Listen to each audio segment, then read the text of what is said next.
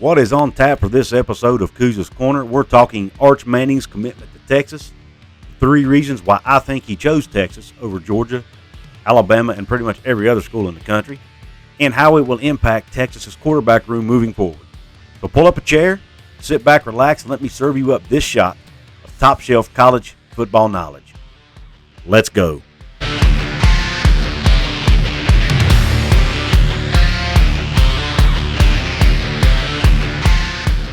What is up, college sports fans, fellow members of Mountaineer Nation? This is Kuz, and welcome into yet another edition of Kuz's Corner. If you like this kind of content, I ask that you please hit the red subscribe button for me if you haven't yet. Please give me the thumbs up if you like this video. Please share it out with your friends. And last but not least, please drop a comment below. Let me know what you think about this topic, which is Arch Manning to Texas. First, I'm going to give you the 3 reasons why I think he ultimately chose Texas, and then I'll get into how it will impact Texas's quarterback room moving forward. Reason number 1 why I think he chose the Texas Longhorns is simple. I think Arch Manning wants to pave his own path.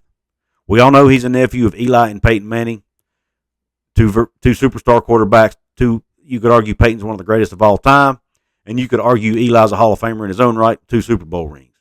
They both played for very popular SEC schools. Eli played for Ole Miss, Peyton played for Tennessee. Arch's grandfather, Archie, played at Ole Miss. He's a legend in his own right, Hall of Famer. You've got his dad, Cooper, who was a great college player as well at Ole Miss. So he didn't choose any of those schools. Now, he could have chosen Alabama or Georgia, but he chose to go to Texas. Completely different part of the country, so to speak. You know, in the western, still in the south, but in the middle of the country. And even he's going to start his career in the Big 12, more than likely. So different conference, different part of this country, totally different culture in Austin, Texas than any of these other places. He wants to be his own man. The second reason I think he chose Texas is because of the city of Austin itself. From everything I've heard, Arch Manning fell in love with the city of Austin when he visited. And I think a big part of that, number 1, I'm sure he just likes the culture there. But 2, Austin, Texas is one of the largest cities in America, and it's one of the fastest growing cities in America. And, you know, the state of Texas has a lot of professional sports teams. There's the Houston Texans, the Houston Astros, the Texas Rangers. There's the University of Houston. There's Baylor. There's Texas A&M. There's Texas Tech. I mean, there's all these other schools and all these other professional teams in the state of Texas. Plus, you've got all these other major cities in Texas. So there's so many other things to do in Texas. Arch Manning, in my opinion, can be more like just one of the guys at the University of Texas than he would be at any other school. And based on his personality, I think that's what he wants. The young man has a Twitter account. He had never tweeted until the day he tweeted his commitment to Texas. He's made 1 tweet in his life. Now, how many high school recruits can you say that about? I've read articles that say he wanted to be recruited like a normal high school kid. He wanted to have a normal recruitment process. Did not want to talk about NIL money. He did not want to have the red carpet rolled out for him because he's a Manning. He wanted a normal high school recruitment. That tells me this young man is likely humble. He's likely mature, and he doesn't like being the center of attention. So he can go to Texas and be more like just one of the guys. Now, he's always going to have that Manning name, and he's always going to get a lot of attention no matter where he goes. But if he went to somewhere like Alabama or Georgia that are located in smaller cities where football is absolute king in those areas, he would likely be the most famous guy in the state, definitely the most famous guy on campus. Okay? So he can go to the University of Texas and not necessarily be that, especially early on because of Quinn Ewers. And I'll get to that later on when I talk about the QB room. Because Quinn Ewers draws a lot of attention in his own right. Reason number 3 I think he chose Texas is Steve Sarkisian and his staff. They've said from day one he had really good rapport with Sarkisian. Really felt like they had good chemistry. And I'm going to read you a list of the quarterbacks that Steve Sarkisian has coached throughout his career, starting at 2001 when he was the quarterbacks coach at USC. He coached a guy by the name of Carson Palmer. I think you've heard of him. Heisman Trophy winner, top pick in the NFL draft. Then he coached a guy named Matt Leinart, who wasn't really perceived as that great of a quarterback. He turned him into a first-round draft pick. He coached Mark Sanchez at USC when he was the offensive coordinator there. Turned him into a first-round draft pick. And you could argue that all of these guys excelled above their talent level, especially in the case of Sanchez and Leinart. when you looked at them, you didn't look, that guy just looks like he's a great quarterback. They looked like average to above average quarterbacks, and he turned them into first-round draft picks. Then he became the head coach at Washington, where he coached Jake Locker, turned him into a first-round draft pick.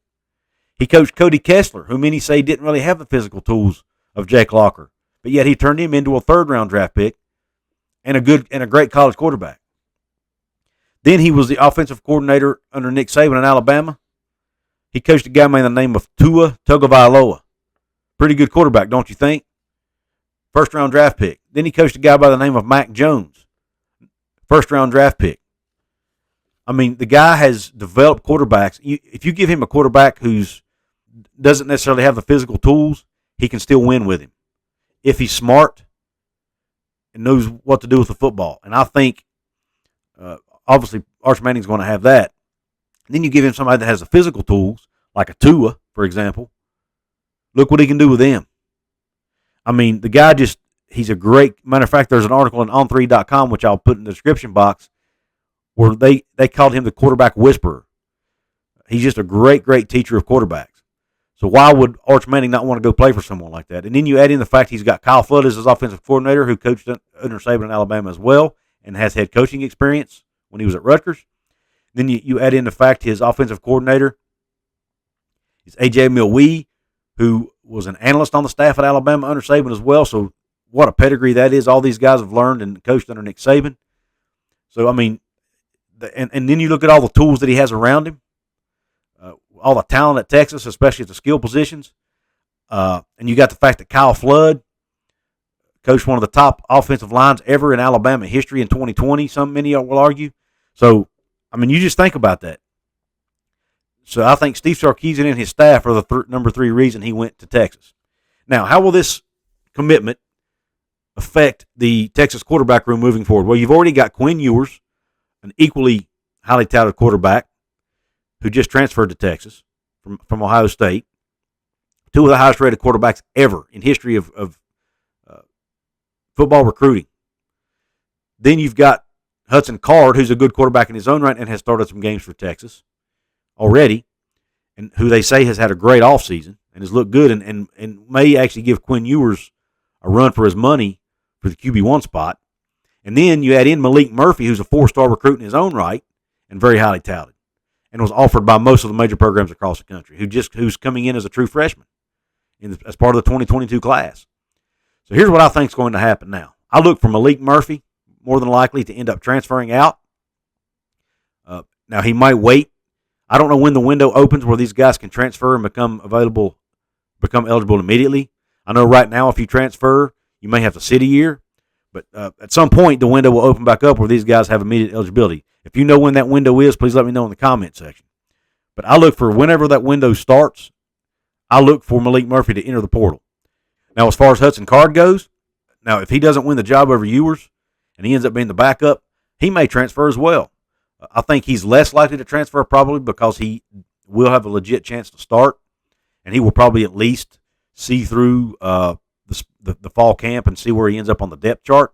But if he ends up losing the job to Ewers, he'll probably finish out the 2022 season, and then I look for him to probably transfer right after the season or prior to the 2023 season starting before Manning gets to campus. Well, let me know in the comment section, Couz's Corner family, what you think about my breakdown here. Do you think my reasoning that he chose Texas is correct, or am I missing something, or is there something you disagree with? I want to hear it in the comments. Also, don't forget, folks, go check out Ears. If you're a West Virginia fan, go to earsgear.com.